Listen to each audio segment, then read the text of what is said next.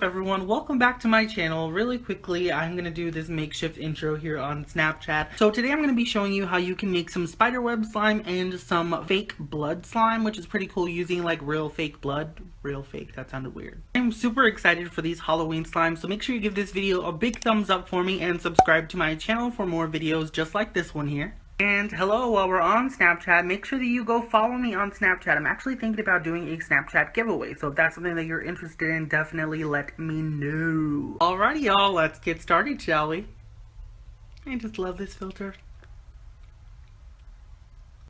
Alrighty, so for the first DIY slime that we're going to do, you're going to need some clear school glue. You are also going to need a mason jar or any type of heat-proof container with half a cup of water in it. And then you're also going to need some borax. Now you can just skip the water and the borax and you can use an eye drop or a contact lens solution that contains boric acid, but I'm going to show you how to do it with borax.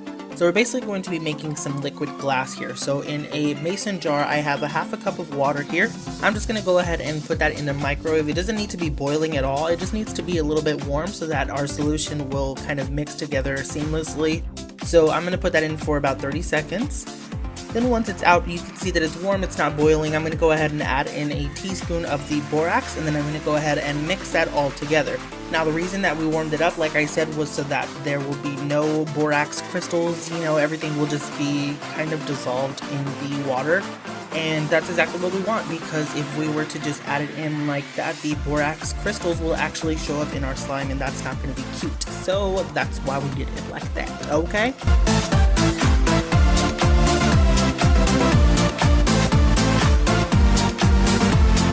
Alrighty, once you get it all mixed and incorporated, just put it off to the side and let it cool down. And then once that solution has cooled down, I'm going to go ahead and add in our glue to a large glass bowl. And then I'm going to take the cooled borax solution and I'm going to go ahead and add it in a little bit at a time, and then I'm going to stir it in between each of the times that I add it in. Now the reason that I'm using a glass bowl for this is because that is my bowl of choice for making slime. Let me just tell you, it is so easy to make slime in a glass bowl. If you use like a foam bowl or like a plastic bowl, it's a little bit harder. But when you use a glass bowl, you know, everything just stops sticking to the bowl and it just doesn't stick on the bowl. So that's the perfect thing with making it. So getting back to the slime thing, I'm sorry I went on a little rant there. So what you're gonna do is you're just gonna go ahead and mix it every time that you add in the borax solution. Now the reason that we are adding it a little bit at a time is because if you add too much, you actually don't need the whole solution first off. But if you add too much, it's going to be very stringy and that's not going to be cute at all. So as you can see here, our putty this is basically a putty. It's not even slime, first of all. This is like a liquid glass kind of thing. So basically what I'm going to do now is I'm going to go ahead and go in with my hands once it stops sticking onto the bowl and it just starts sticking onto the mixing utensil, and then I'm just going to go ahead and knead that for a little bit until it all comes together. And now as you can see, what I did to mine was I just added some little fake spiders on there so that it looked like spider webs. I thought it looked pretty cool. Now this slime here, it is like a liquid glass formula, so actually what it will happen is it will actually go clear on you.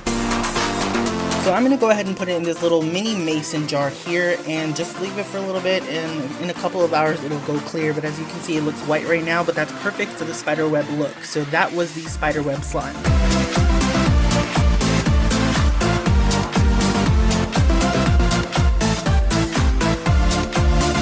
Alrighty, for the next slime recipe, you're also going to need some more Elmer school glue. Now you can actually use the white glue for this, but I'm choosing to use the clear glue so I can get a little bit transparent.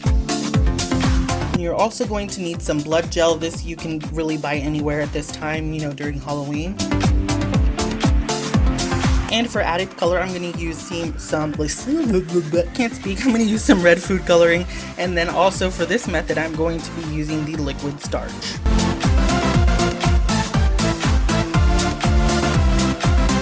So starting in my glass bowl, again, I'm just going to go ahead and empty out the Elmer school glue into there.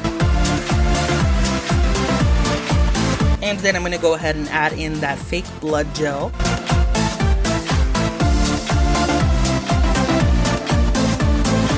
Then I'm just going to go ahead and mix that all together.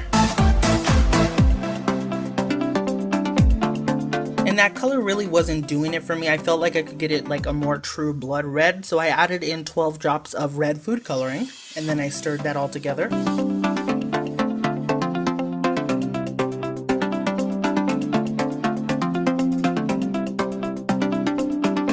And after that, I still felt that I could get it a little bit more realistic to blood, so I added in 12 more drops of red food coloring. So that was 24 drops of red food coloring total.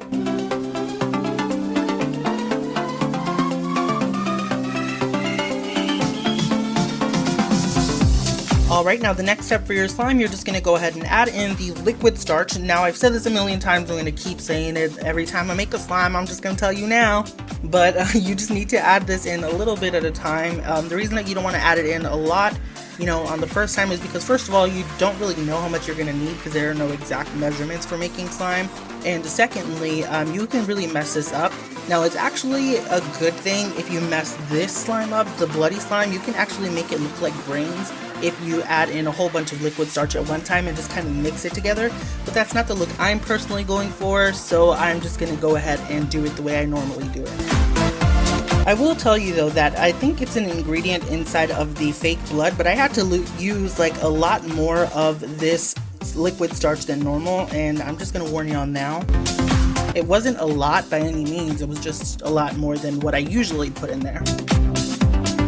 So once the slime stops sticking onto the bowl and starts mixing, I cannot speak, better help me. Once it starts, you know, sticking onto the mixing utensil, instead of sticking onto the bowl, you're just gonna mix it with your hands, and then you have your very own bloody slime. Super cool, huh?